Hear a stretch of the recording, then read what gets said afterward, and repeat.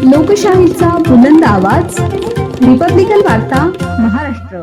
नाशिक महानगरपालिका निवडणूक, सर्व मतदान केंद्रांवर कडेकोट पोलीस बंदोबस्त. बातमी नाशिक येथून. नाशिक महानगरपालिकेच्या निवडणुकीच्या पार्श्वभूमीवर शहरातील सर्व मतदान केंद्रांवर कोणतेही अनुचित प्रकार घडू नयेत यासाठी पोलीस प्रशासनाकडून कडेकोट बंदोबस्त तैनात करण्यात आला आहे.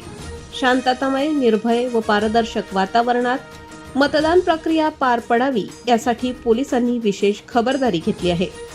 शहरातील प्रत्येक मतदान केंद्रावर पोलीस अधिकारी व कर्मचारी तैनात करण्यात आले असून संवेदनशील व अतिसंवेदनशील केंद्रांवर अतिरिक्त पोलीस फौजफाटा, दंगल नियंत्रण पथक तसेच जलद प्रतिसाद पथके QRT सज्ज ठेवण्यात आली आहेत.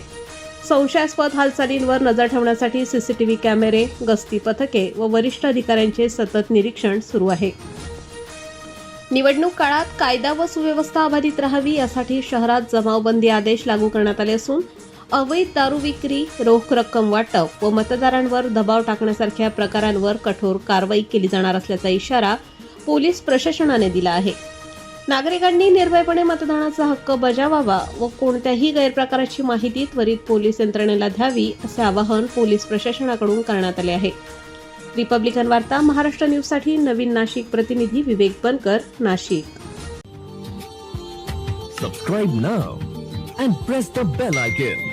Never miss an update.